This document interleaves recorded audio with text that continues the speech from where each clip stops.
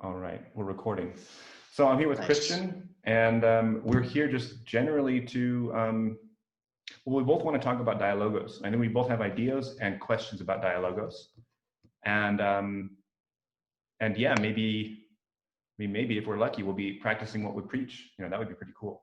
Of course, on that, it's like I always I'm not only am I timid, as I said just before we started recording, about saying too much of what I think I know about it, but I'm also timid about trying to say, let's do it, because it just seems like such a rare and pure thing that it's almost like I almost feel like I'm going to scare it away if I try too hard. Do you have that sense? Does that hit you at all? Yeah, I think it does fit, and I think it really has to do with like sort of the magnitude of what we place importance on Dialogos. So like one of the things that I've been really trying to think about is how can I do many practices that help me to prepare such a big conversation where I could fully into it, but I'm also able to talk about ideas as well in maybe a bit of a detached manner. So Mm, yeah. looking at those multiple contexts, like the personal as well as the philosophical, like, and trying to like dance between those two. Hmm. That's what's really alive for me for that. Yeah. Yeah. And just, okay, now I'm curious actually. So since I would say you're one of the more, like as I meet people in the community, I would say you're one of the more uh, certain that you like Dialogos out of everyone I've met. So now I'm curious, have you seen a lot of the John Vervaeke, like the 4 people that do Dialogos? Have you watched those videos? I love those Okay. videos. Oh man, it's funny because like some of them, I don't know half the words they're saying, but I know enough to follow the energy, and it's just, yeah, so I'm not surprised that we would both be converts and both share that kind of like introduction to it. Yeah. Yeah. I think it can be easy to be skeptical at first, but like once you really dive in and you really think about what you want from these conversations, it's like it's becomes sort of like a path for you to work on these kind of things. And what I really noticed about like the Dialogos is that there's a bond. There's a lot of connection, and it's not so much like a sort of mindless sort of philosophical discussion. It's more like an emotional Mm. discussion about philosophy, but without the I guess over emotions that come with it. Have you ever heard of like John Vervaeke talk about like the concept of philosophia? Yeah, I have. I'm still fuzzy on that word though. Maybe I'd love for you to explain how you understand it. Yeah, sure. So like Vervaeke talks about like a difference between philosophia and academic philosophy, where Oh, academic philosophy seems to be like it's not as alive. But philosophia, if you break the two words together, you get philos, which means love, and then you get Sophia, which is intelligence and wisdom. So when you oh, combine those two, you get a love of wisdom. yeah, And so what I noticed from John Vervaeke is that he's following this philosophia. He's putting this love of wisdom into everything he does. And it shows like it shows like when he like speaks with Norbert Bateson and his eyes light up. yeah. It's a really spectacle to behold. It is. He's so gleeful. It's a joy to watch, and yeah, it's inspiring. Yeah, yeah. I'm trying to remember something you said caught me, but I've lost it now. Yeah, no problem. Yeah. Um, Well, so the first thing, so you suggested this chat, and you started with a question or a prompt. It was something like, Yes. and I really actually liked how you phrased it. It feels because the question I usually feel like I'm asked is like, what is Dialogos? How do you do Dialogos? And somehow that, as I said earlier, kind of I feel timid about answering that. Although I maybe shouldn't feel so timid, but what you asked is, what does your ideal Dialogos participant look like? And that somehow feels easier for me to grasp. And the first thing that came to mind, and something that I try to do, is when someone's speaking, well, there's like a two levels at which you can say this, and I think the stronger level applies to Dialogos, and the lower level applies to maybe something broader like circling.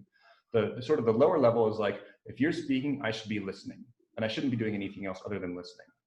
But I would add on top of that, if your goal is Dialogos, you should be almost meditating and listening, and not just listening, but as you're speaking, even if you go on and on and on, I'm trying to hold everything you have in my head. So it's not just like I'm here listening, but it's like I'm really holding everything from the first thought you had to the last part. And then also while I'm doing that, well, maybe while or maybe afterwards, but the way I respond is from a place of feeling. I don't really analyze what you've said so much as I should notice how I feel and notice what catches my interest or notice what seems most true, but not through logical deduction, intentional things, more like what is happening for me, or what, there's this great phrase, what is alive for me, that I hear a I lot. love that phrase too. Yeah. It's my journal go-to topic. Oh yeah, that's a good go. That is yeah, that's it's odd how when you put it in that frame, it would be so rich and you wouldn't need to change it up much. It could keep being a good question. Yeah. Yeah. I sort of liked how you talked about the two levels as well, when you talked about like the circling and getting like a personal comfort and security around that, and just like having that sort of acknowledgement that this is what we're doing, that this is like the first context. And then the second context where you do really feel alive, it's because there's emotion there.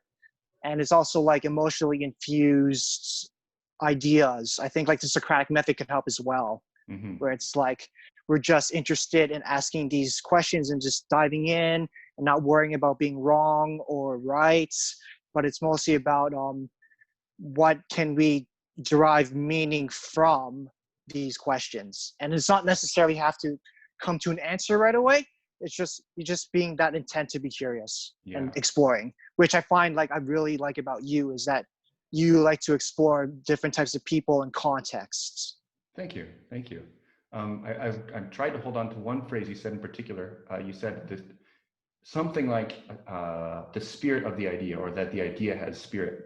That I like that imagery, and that it's almost like I could almost point at that and say that is Dialogos, or that is a core. It's like I imagine people sitting around. You could almost point to the middle of the circle and say there's an inspirited idea there, and that's what is happening when Dialogos is happening. Right. And on the point about not having to answer the question, I would almost put it more strongly, which is if the key is to not answer the question, or the key is to keep it a question. A guy Sengstock has brought up a couple of times, I think it's him, where it's like a quote or a bumper sticker or something, and it's something like every time man puts a period, God laughs and puts a question mark. And it seems like the part of the thing about Dialogos is that you keep asking questions. You never try to close it. In fact, what you want is the endless source of questions. That's what's maybe part of what's so exhilarating about it. Yeah, that's definitely like a sort of interest that I have. But I can also see it like in a different way, where people might be like confused or they might be frustrated. Just like I want to know this, but I think just because like the world is so infinite and knowledge is pretty infinite, it's just like we have to set up the heuristics to know the knowledge that we already have, and just to work with that, like not being overly anxious about like what you don't know, and sort of being in right relationship with the unknown as well, essentially. Yeah. The right relationship was the phrase that was on my lips as well as you talked there. Specifically with the unknown. Yeah, and I feel like I'm personally convinced that it's a cosmic truth that we will never know everything. It seems like you'll always be like an island of known surrounded by an infinity of unknown, and that's just how it's going to be. It kind of reminds me of this idea of like you'll never run out of problems in your life. You're always going to have more problems, and so if you want to be happy, you got to have a right relationship with problems and with the unknown, because it's always going to be around. Even if you can hide from it, you'll get bored. Like, video games are us getting bored with predictable stuff. We play video games because we don't have enough problems, enough unknown in our lives, so we go play video games. Yeah. I definitely feel the understanding of being bored, because it's just like, well, if if the knowledge is so infinite, it's just like, why would we be bored if we were that curious enough to like want to explore things? So that sort of, it's sort of like a imposed limitation because of the fear of uncertainty. Yeah. That's what I think it really is. That's interesting to draw that connection between, it's almost like you're saying a cure for boredom is to be comfortable with the unknown, because the unknown won't run out and you won't be bored with the unknown. Huh. I like that. Yep. Yeah, that's good. Mm-hmm. No, you go first. Go ahead. Yeah, I was just like really thinking about like how all these resilience practices like Buddhism, Stoicism, like it really trains you for this. And yeah, it's sort of you notice all that, and then it's like, what do you do with it? So I feel like these are sort of like these psychotechnologies or the sort of practices that could help you navigate that. And I think that's really important, especially if we're going to dive into like multiple contexts, stuff that maybe I'm not so familiar with. Like there's a lot of people who are creative. There's a lot of people who are into technology. So people that are spiritual, it's like, how do I try to like translate what they're saying into something that I can understand? Yeah. Yeah. And I tried to hold everything you said, and I lost the first part, and I'm sad. Would you mind just repeating the first part? The idea of like resilience. Right. So is the idea there that you can be resilient if you're comfortable with the unknown, and one example of that would be engaging with people who think in different ways, but that doesn't freak you out because you're comfortable with the unknown, and that makes you resilient because you can exactly translate. Yeah. Okay. Yeah. Yeah. So that would be like, and in Dialogos, the part of the practice is to be open, and that is going to help you translate. And you can't be open unless you're comfortable with the fact that there's this big unknown thing. You got to open yourself up to that.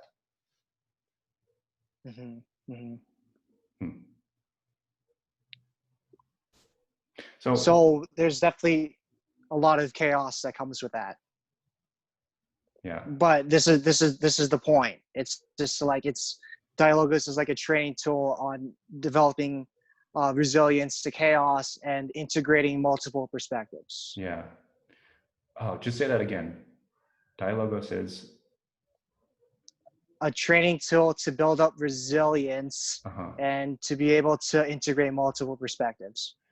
Yeah, that's cool. I like that. And it's interesting because it's fun training. So it's like not even training that you have to make yourself do.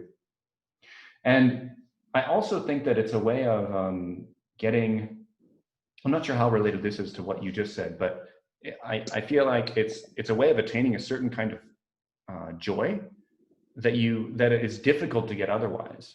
Like you could take drugs, you could go skydiving, you could become really good at meditating, and you would get access to a similar kind of altered state of consciousness.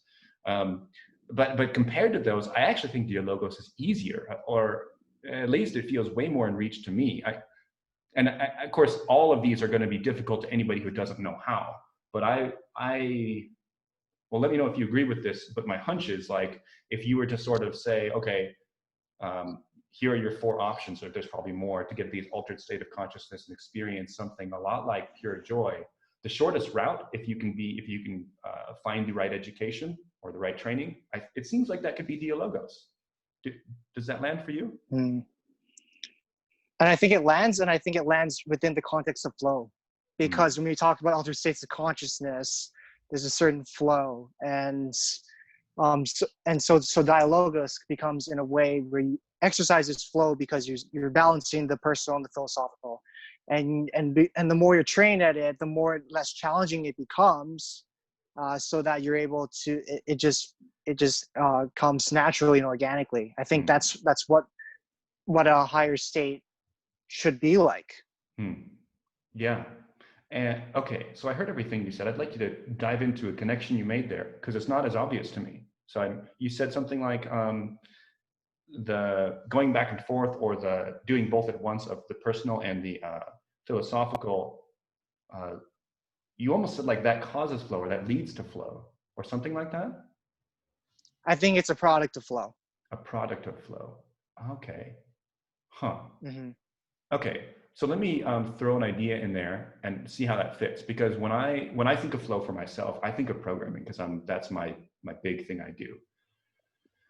When I'm in a flow state with programming, I'm, you know, this might be boring to somebody who already knows about flow, but like I don't really worry about the future and the past. I don't have the experience of being confused as to what to do next. Of course, there are problems ahead of me, but I'm consumed so much with the problem that there's not really much of an internal dialogue going on.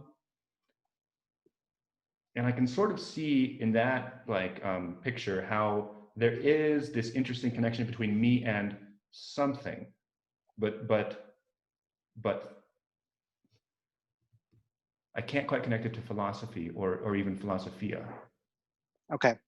So what I would say is that when you're in the flow state in programming, it's sort of like a Zen-like mode. It's like you're not really worried about these things. And so when I connect with like the philosophia, I'm talking as if I'm in the present. I'm talking what I'm most mindful of and observant as we go along. But the problem is that we sort of have different contexts coming in. We think about our past, we think about our future. And so what I think about Dialogos is that you condense these times. You condense the past, the present, the future. And so you get like this sort of liminal state. It's liminal, and it is. That's true. And sort of Zen sort of tells you to not be overly occupied, but the liminal flow state that can allow you for insight to arrive. Let me just repeat that now. A liminal flow state that allows insight to arrive. That's okay. And now that I can now connect that right back to programming, now that you said that. And now I don't know, it actually sounds like you're talking about Dialogos and using the concept of flow, but so I might be connecting things oddly here, but just to fill that in, yeah, when I'm in a flow state programming, I'm in a state that allows the insights to at least appear as if they're coming to me. I'm not doing the work. I'm sort of calling them forth, and then that feeling of calling forth something arriving, and being in relationship with the space that those things that are arriving. That's very much, yeah, that lines up perfectly with Dialogos for me. Yeah. Mm-hmm. Mm-hmm. Yeah, it's like this really weird balance between wanting to get insight, but not being worried if there's not enough insight. Because I think people want something really meaningful to happen in these, but you can't really force it. So it's all a matter of just like remaining mindful, remaining present, going through the course, navigating through it. Yeah. Yeah. And taking things in stride. Yeah. Inviting it, not being, inviting it with the knowledge that it might not show up because you might not be, you might be, I guess, this sounds like the wrong expression actually, but you might be worried you're not doing it right. Although when I say that sentence, it almost seems something about that's like, it's not right to say that you're not doing it right. I don't know why I feel that way, but because that's an internal thing. I think it's sort of the observation or the expectation of something external. So when you say like, oh, I'm afraid of doing this wrong, it's all internal. So okay. I think that because we have this idea that everything starts with the internal, but then we project outward. Okay. And so you're saying if you had this idea, if you're worried too much about you're not doing it right, you won't be able to project outward the right space. Is that sort of the idea? You sort of project that sort of insecurity. Yeah, definitely. Okay, that lines up very much with my experience. Yeah. Do you think we that anything has to be projected? What do you think about that? To call forth Dialogos? I think that projection is something that is observed, so you're not really fully conscious of it. but someone might point that out, which is what I really like about circling, because it's like, I'm going to speak in a certain way. They're gonna like notice on my blind spot or my cognitive blind spot, and they're gonna point that out. But they're gonna do it in a more professional, honest kind of way. And then I learned from that. Yeah. So I think that's really one thing to consider, is just like, what are your blind spots? What are your biases? And sort of not really call them out directly, but sort of just inquire about those biases. Inquire about them, play with them. Yeah. That too. And as we speak about that, and you're talking in the context of circling with that point, and I wonder, as you were speaking, the question was sort of buzzing in me of like, well, how does that turn into dialogos? And I wonder if a lot of it is, okay, let's say you speak and someone notices something in that, maybe it's a bias or just an interesting observation.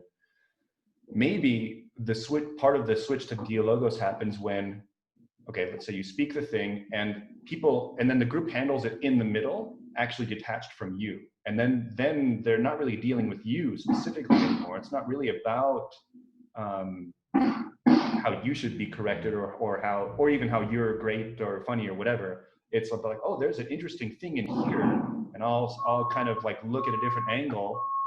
And maybe that is what sort of builds this impression of an independent entity, the Geist, as Vervaeke would say, is because now you have this object in the middle, and it's gaining character as people kind of project their own, I don't know if I like the word project there, but as people speak life into it, maybe would be a good way to put it. Right. Huh.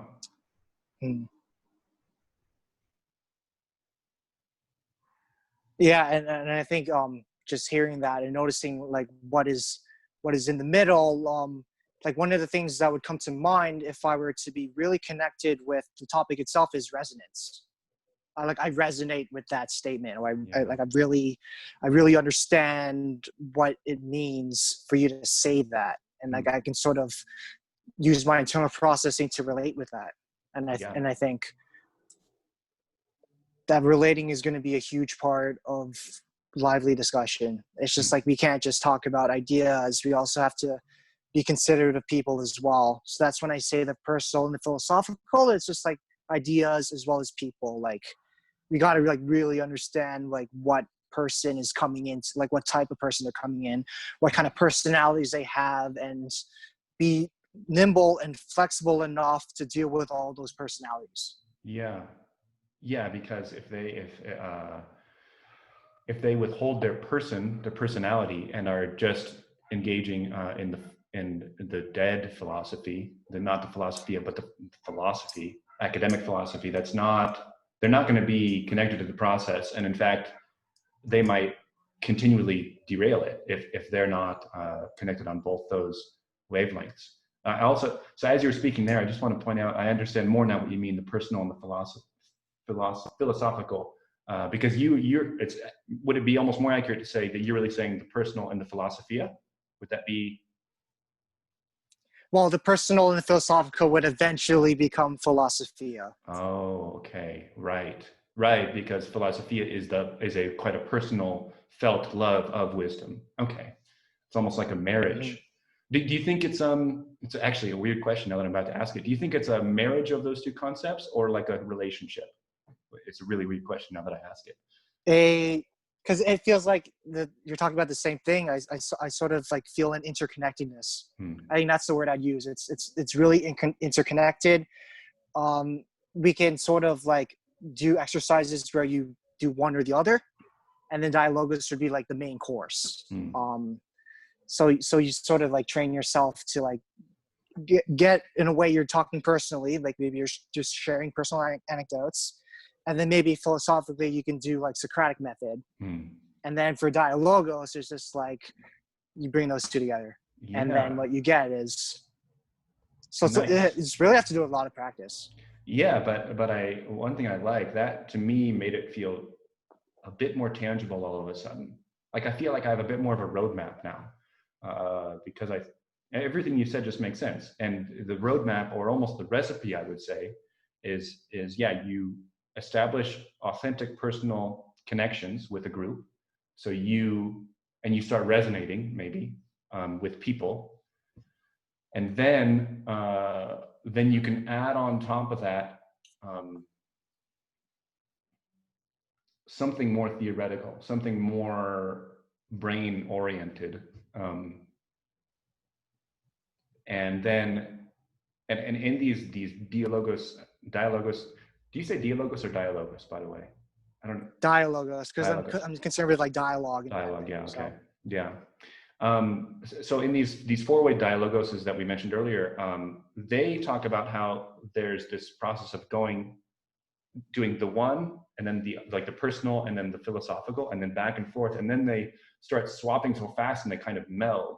And so maybe that would be, so you could sort of say the recipe, that word makes me nervous too, but I'll say an approach to forming dialogos would be that you form a personal connection and resonate with people, so you're in tune that way and resonating, and then you start adding something that is some conceptual task or object that you share, and you start kind of each poking, and then the way Dialogos would come is that you could start to wed those two processes, where you're dealing with this concept and you have this personal trust and faith, and maybe that is how this.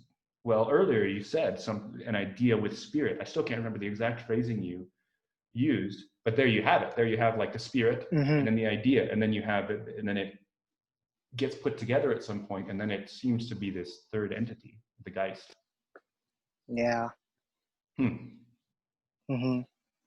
And that we get really precise about these things, because what I want, like, because I really like David Kay's idea about mixing up the breakout rooms, because you're sort of like forced into a position where you have to summarize and synergize with the ideas that came in before. The daisy chaining, where you do one and then jump right into the other and represent the previous. I like that a lot too. I think we'll do it for sure on Saturday. Yeah. Because I definitely think that if for a proper, like, amazing collective intelligence, like, people would be able to like summarize and synergize. So I guess to add on to David Kay's idea, it's like, maybe we just take a minute for each person to say what you learned from it, what were the most important points, just to note, just so that anyone can be a representative. Because I feel like that's something that's really central to you, is to have that representative. So if we have like a sort of mechanism where anyone can be that representative and be called on, I think things can flow a lot more amazingly. I didn't quite get the full picture sort of mechanically of what you're saying. So are you talking about, like when you said take a minute, do you mean during the resurfacing and before the dive back in the main group, or do you mean? Yeah, so like when, you know how they have the timer, like 1 minute left, right? Okay. So the three or the four, they take turns on what they learned. Okay. Just like really precise, maybe like 1 or 2 words, what they took away from that. And yeah, it's at the end of the breakout room portion that you do the summaries. Okay, right. I like that. Yeah, right. That makes sense. It would make it. It'd also make it easier to arrive at the next group and not feel like you're doing it wrong. You know, it'd be like, oh, I don't really remember, and I'm not going to put it as well, because you've just heard the fresh whatever's most alive for each person. So that's a good idea. I like that. Yeah. Yeah. Because I really resonate when you wanted a distillation of ideas, like you wanted to like bubble upwards. Yeah. And I really get that. And so this is like my way of like offering, like, hey, if we can like figure out what resonates within the breakout rooms and then be able to share them without having a sense of hierarchy, I think that'd be great. Yeah, for sure. Because that's. Yeah. So some questions on that, although I wonder, do we want to stay on Dialogos specifically? Because I feel like I'd be happy to talk about the structure of things and figure things out more. I'm open to either one. What would you like to do? I'll ask you. More of an open-ended discourse on Dialogos. I think I sort of went on a bit of a tangent to offer something, but I think it's really central to my like preference for distillation, making order, that Okay. stuff. So, Yeah. but I love the open-ended stuff. That's what really interests me more. Okay, Yeah. cool. Yeah, well, and the Dialogos discussion I think is needed. And I think I already am actually pretty happy with what we've talked about. So I'd say let's definitely keep talking about that. Do you have, what comes to your mind? Because it sounded like you had sort of a few floating points that you wanted to sort of bring out. I think I pretty much said what I wanted to say, just like personal philosophical, philosophia, being liminal, being open to different perspectives, but not being emotionally attached to one or the other. So like those are the things that come to mind. And yeah. So I'm gonna actually have to head out now, but Okay. I've had so much fun talking with you. Yeah, it was great. It was great. And I would dare say that okay, one last question actually. I'm curious about this. Sure. This is something I've been wondering about lately. Because it seems to me that Dialogos is it's not something, it's something that you can do by degrees. It's something that you can get more and more Dialogos. And while I think you could point to many conversations and say that's not really Dialogos, I'm like conflicted about the question of was this Dialogos? Can I call that? Was it a little bit of Dialogos? Did we inch into Dialogos? Because I feel like what happened between me and you just now, well, certainly we have some of the hallmarks. One of them is new ideas were forming between us very rapidly, actually. So that, but then there's also, there's certainly higher levels, like what we watch among the four we've mentioned. And then also I know that if we were to continue talking regularly, let's say, it would become an even more resonant kind of beautiful thing. So how do you feel about that idea that you would have this, I almost imagine it like there's a peak of an infinite height that you could climb, but you can sort of start inching up as well and reasonably call that Dialogos. Yeah, I would say it's a gradual process, but I'd also say that it should not be so hierarchical as we want it to believe. That it's like step one, step two. We shouldn't really think about that. We should think about like the more interconnected steps, because people have different strengths. Like people are good at connecting with people. People are good with explaining ideas. So I mean, and then you sort of, when you combine them together and you get insight, I think that's the best takeaway from Dialogos is like, have you learned something that you haven't learned before, which is insight. Yeah. Cool. All right. Well, great. This was a great chat. I'm really happy we did this, and I'm happy we recorded it. I'm happy to share it with everyone else. Yeah. Thanks so much. Thanks so Cool. much. Alrighty. Bye. Bye.